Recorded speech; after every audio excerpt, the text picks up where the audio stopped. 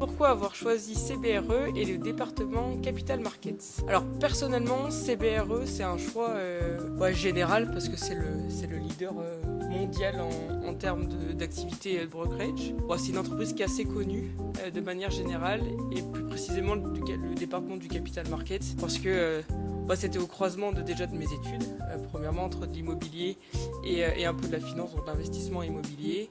Et puis concrètement, nous on s'amuse bien, même si des fois on râle toute la journée parce que les deals se font pas spécialement. Hyper intéressant, c'est un métier qui est transverse et on fait plein de choses. Tout à fait d'accord. Quelle est la part de ton travail consacrée à la prospection, à l'analyse, à la négociation, etc. Je pense que à peu près un tiers est consacré à la prospection, un tiers est consacré à la négociation et le dernier tiers est consacré à l'analyse. C'est plus ou moins un peu des trois.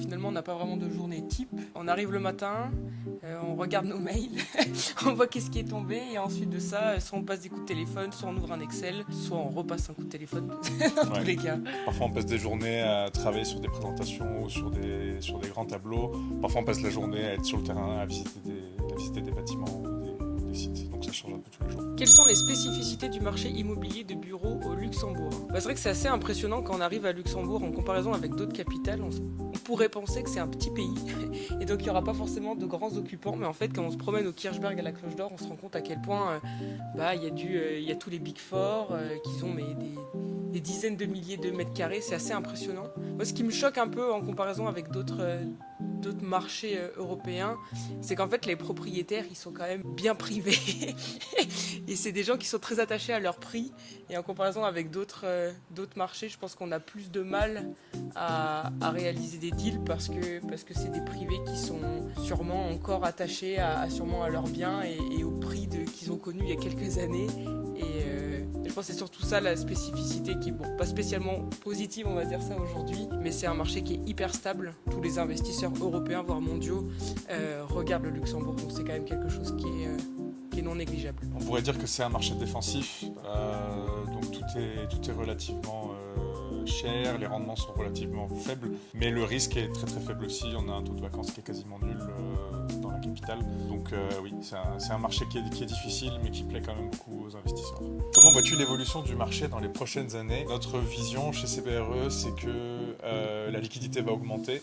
On va avoir plus de transactions dans les 6 mois à venir, notamment parce que les taux ont bien baissé, que l'immobilier redevient attractif pour les investisseurs. Et je pense qu'on ne pourra pas faire pire, enfin du moins c'est ce qu'on espère. Quelle est l'importance du relationnel dans ton métier? C'est vrai que je pense que c'est une partie, c'est la partie la plus importante. Comme on l'a dit tout à l'heure, on passe beaucoup de temps au téléphone. Alors oui, forcément, il y a de l'analyse parce qu'on doit connaître nos dossiers. Mais je pense qu'aujourd'hui, plus que dans n'importe quel aussi métier, c'est beaucoup d'humains. On discute beaucoup avec des investisseurs, avec des banques aussi. En fait, on discute avec tous les acteurs parce qu'étant donné qu'on a un rôle central en ce qui concerne la transaction, forcément une transaction, ça implique plusieurs personnes, plusieurs parties prenantes. Et en fait, nous, on doit discuter avec chacune de ces parties prenantes. Parce que des fois, un deal peut capoter parce que, je ne sais pas, l'investisseur n'investit plus. Une autre fois, c'est parce que, typiquement, l'investisseur n'a pas eu son financement. Et donc, nous, on est là pour trouver des solutions pour la réaliser. Il ne faut pas oublier que derrière une transaction à 100 millions d'euros, il y a beaucoup d'humains. Et en fait, il faut convaincre tous les humains et rassurer tous les humains que c'est une bonne décision à prendre. Et parfois, c'est pas évident. Parfois, on dit que notre métier, c'est un peu de mettre de l'huile dans les rouages et de s'assurer que tout le mécanisme tourne bien. Comment construis-tu une relation de confiance avec un investisseur ou un vendeur?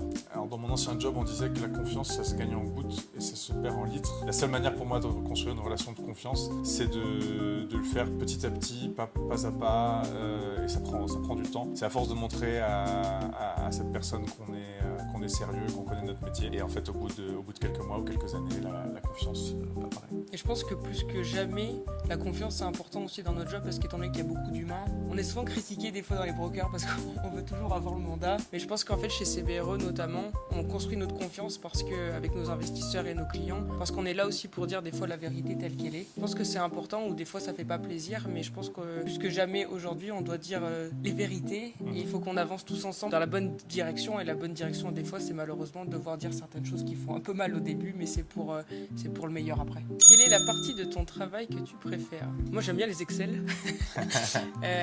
Moi, j'aime bien justement aller dans le détail détails d'une opportunité, de réfléchir à toutes les parties, tous les détails du tant que du financement que de l'opportunité, comme de la construction. Où justement, j'aime bien avoir vraiment la chance d'aller vraiment regarder tous les petits détails, faire l'analyse en tant que telle, pouvoir défendre en fait tous les arguments lorsqu'on ira pitcher ou du moins être en face de l'investisseur. Alors que moi, ce que je préfère, c'est rencontrer des nouvelles personnes, créer des relations de confiance et avoir le sentiment qu'on a eu une bonne idée pertinente pour un investisseur quand on voit qu'il est très enthousiaste sur une nouvelle opportunité qu'on lui présente. Quels sont les plus grands défis que tu rencontres dans ton poste au quotidien?